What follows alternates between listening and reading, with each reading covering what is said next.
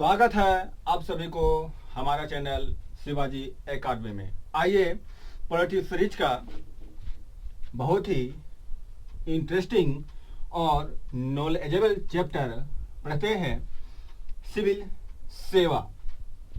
भारत में सिविल सेवा की बात करें तो 1919 एक्ट के माध्यम से 1926 में केंद्रीय लोक सेवा आयोग का गठन किया गया। वारेन हेस्टिंग के काल में लॉर्ड कॉर्नवालिस को भारतीय सिविल सेवा का पिता कहा जाता है। भारतीय सिविल सेवा का पिता कहा जाता है।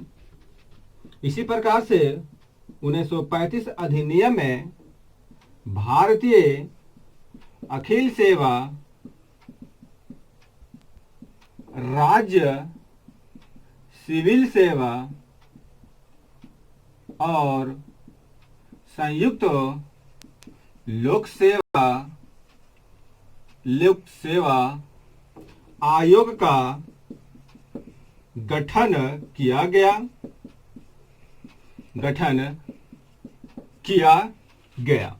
ये आपका बैकग्राउंड है। 1919 अधिनियम के माध्यम से 26 में केंद्रीय लोक सेवा आयोग गठन किया गया।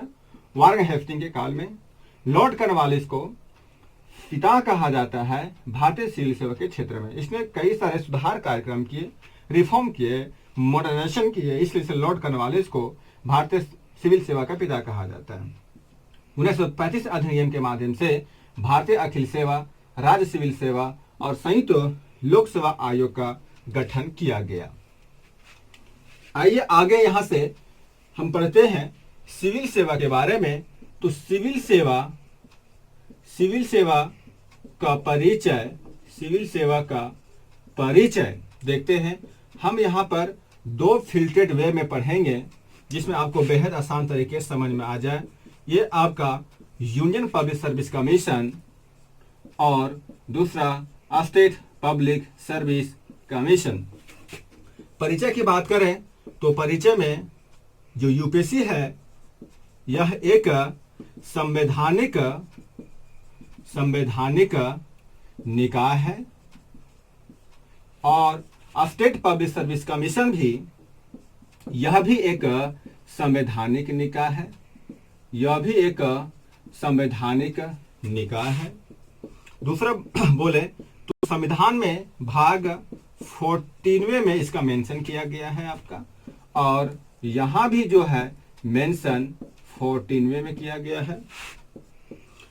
नेक्स्ट इसका हम देखते हैं परिचय में आर्टिकल है आर्टिकल 315 टू 323 तक है। यहां भी हम बात करें स्टेट पब्लिक सर्विस कमीशन में तो आर्टिकल 315 टू 320 तक है। यूपीएससी जो है यह अखिल भारतीय सेवा है और ये आपका राज्य स्तरीय लोक सेवा है। यह देश की सबसे बड़ी लोक सेवा है और ये आपका राज्य की सबसे बड़ी लोक सेवा है। ये आपको समझना है। इंट्रोडक्शन के रूप में बात करें तो यह एक संवैधानिक निकाय है, ये भी एक संवैधानिक निकाय है। भाग 14 में मेंशन है, ये भी भाग 14 में मेंशन है। आर्टिकल 315 टू 323 तक मेंशन है। आर्टिकल 315 टू 320 तक मेंशन है आपका। यह अखिल भारतीय सेवा है, यह राज्य स्तरीय सेवा है आपका। यह देश की सबसे बड़ी लोक सेवा है, यह राज्य की सबसे बड़ी लोक सेवा है आपका। ये आपका हो गया, परिचय हो गया आपका। अब आगे इसी प्रकार से हम देखते हैं सिविल सेवा का गठन कैसे होता है सेंट्रल में और स्टेट में आपका। ये आपका गठन की बात करते हैं। तो इंडियन पब्लिक सर्विस कमीशन जो गठन होगा, इसमें आपका एक अध्यक्ष प्लस अन्य सदस्यों को मिलाकर होगा, प्लस अन्य सदस्यों को मिलाकर किया जाएगा। और यहां भी क्या होगा, यहां भी सेम कंडीशन होगा, एक अध्यक्ष व अन्य सदस्यों द्वारा गठन किया जाएगा। यहां पर आपका जो गठन होता है राष्ट्रपति द्वारा किया जाता है, और यहां भी जो गठन है यहां पर आपका राज्यपाल द्वारा किया जाता है।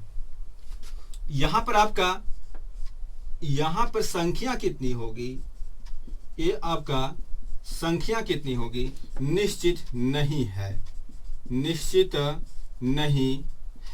यहां भी संख्या कितनी होगी सदस्यों की, तो संख्या निश्चित नहीं है। यहां पर आपका जो संख्या जो निश्चित होगी, संख्या जो होगी, संख्या राष्ट्रपति विवेकाधीन है। और यहां भी जो संख्या है, संख्या राज्यपाल विवेकाधीन है, राज्यपाल विवेकाधीन है। तो ये इस प्रकार से आपका सिविल सेवा का गठन किया जाता है। एक आपका अध्यक्ष, यहाँ भी एक अध्यक्ष, अन्य सदस्य यहाँ भी और अन्य सदस्य यहाँ भी। गठन यहाँ पर यूनियन पब्लिक सर्विस कमीशन गठन राष्ट्रपति द्वारा किया जाएगा, और यहाँ पर राज्यपाल द्वारा, यहाँ पर राष्ट्रपति द्वारा। संख्या निश्चित नहीं है, यहाँ भी संख्या निश्चित नहीं है। संख्या राष्ट्रपति विवेकाधीन है, संख्या राष्ट्रपति विवेकाधीन है। ये आपको समझना है। यहां से आगे है सिविल सेवा सदस्यों का चुनाव। यूनियन पब्लिक सर्विस कमीशन में जो सदस्यों का चुनाव होता है, चुनाव राष्ट्रपति द्वारा किया जाता है, और यहां भी जो चुनाव है यहां पर आपका राज्यपाल द्वारा किया जाता है। आपका योग्यता क्या होगी, योग्यता बारे में कुछ नहीं कहा गया है, कुछ नहीं कहा गया। यहां भी योग्यता कुछ नहीं कहा गया है संविधान में, ये आपको समझना है, कुछ नहीं कहा गया। शिक्षा क्या होगी, संविधान इसके बारे में चुप है। यहां भी शिक्षा क्या होगी, यहां भी संविधान चुप है आपका। यानी विशेष एक इसका प्रोविजन नहीं है कि सदस्यों को चुनाव कैसे किया जाए आपका। तो ये आपको सदस्यों का चुनाव राष्ट्रपति द्वारा यहाँ पे यूनियन पब्लिक सर्विस कमीशन में, स्टेट में राज्यपाल द्वारा। योग्यता कुछ नहीं कहा गया, योग्यता कुछ नहीं कहा गया। शिक्षा के बारे में कुछ भी नहीं कहा गया है, और यहाँ भी शिक्षा के बारे में कुछ नहीं कहा गया है आपका। ये चीज आपको यहाँ पर समझ में आ गया होगा। आगे इस तरह से आते हैं सिविल सेवा सदस्यों की योग्यता की बात करें तो संविधान कुछ कहता है इसमें। आपका योग्यता के बारे में बोलता है कि कम से कम 10 ईयर भारत या राज्य सरकार के अधीन कार्य किया हो, ये आपका बोलता है संविधान। और यहां भी आपका जो है सेम है आपका कि 10 ईयर कम से कम होनी चाहिए, इसका सेंट्रल या स्टेट गवर्नमेंट में कार्य करने की अनुभव होनी चाहिए। आपका सदस्यों की योग्यता के बारे में यही संविधान कहा गया और कुछ भी नहीं कहा गया इसके लिए आपका। अब यहां पे देखते हैं सिविल सेवा सदस्यों का कार्यकाल। सदस्यों का कार्यकाल यहां पर हम बोले तो ये कार्यकाल 6 वर्ष या 65 वर्ष की उम्र तक बना रहेगा।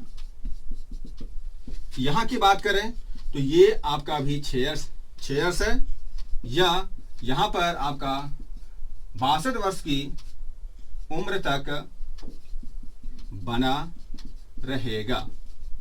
दोनों में जो पहले भी लागू हो, इन दोनों में जो भी पहले लागू हो पद से हटाया जाएगा।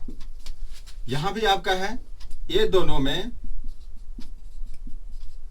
जो भी आगे लागू होगा पद से हटाया जाएगा। ये आपको समझना है। कार्यकाल की बातें करें तो इसका सिंपल सा कार्यकाल ये आपका है 6 ईयर, यहां भी 6 ईयर, यहां भी 65 वर्ष बना रहेगा, यहां पे 62 बना रहेगा। इन दोनों से पहले जो भी लागू हो हटाया जाएगा पद ग्रहण की तारीख, है ना, पद ग्रहण करने की तारीख से। ये अभी आपको समझ में रखना है, दिमाग में रखना है। ये भी आपको क्या होगा, पद ग्रहण करने की तारीख से। ये कार्यकाल हो गया इसका। अब यहां पर आगे हम देखते हैं, अब आगे यहां से देखते हैं सिविल सेवा सदस्यों का निष्कासन। सिविल सेवा सदस्यों का निष्कासन या हटाना, निष्कासन या इसको पद से हटाना। तो हटाने से संबंधित जो बातें हैं आपका पद मुक्त की जो शक्ति है यूनियन पब्लिक सर्विस कमीशन में राष्ट्रपति द्वारा है। और यहां भी आपका जो है पद मुक्त यहां भी सेम है, राष्ट्रपति द्वारा होगा।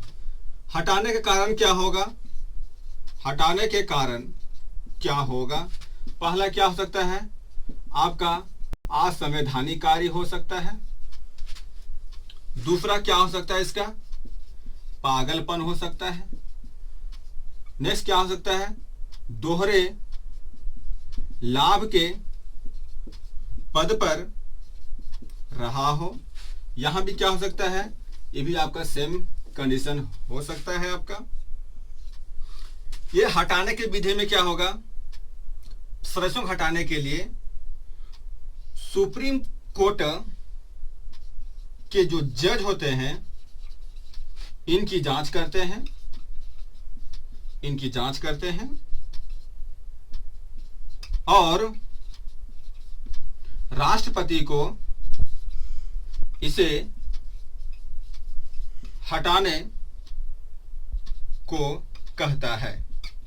यहां पर बाध्यता है राष्ट्रपति को उनके बिल को मानना। हम आगे देखें कि राष्ट्रपति हाई कोर्ट के जज को बातें को नहीं मानता है, लेकिन यहां पर इस मामले में उसे बाध्यता है, मानेगा। सेम कंडीशन यहां पर भी सेम कंडीशन है आपका, किस तरह से हटाने के लिए इस प्रकार से प्रोसेस किया जाता है।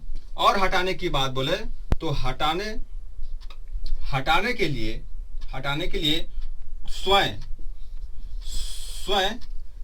सिविल सेवा के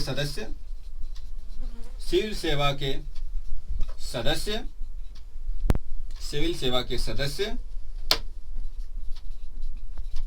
राष्ट्रपति को त्यागपत्र दे सकता है। ये आपका हो गया निष्कासन। मैं आशा करता हूं कि आपको यह वीडियो पसंद आ रहा होगा। आप लोगों से विशेष मेरा आग्रह है कि इस वीडियो को लाइक, शेयर और कमेंट करें। धन्यवाद।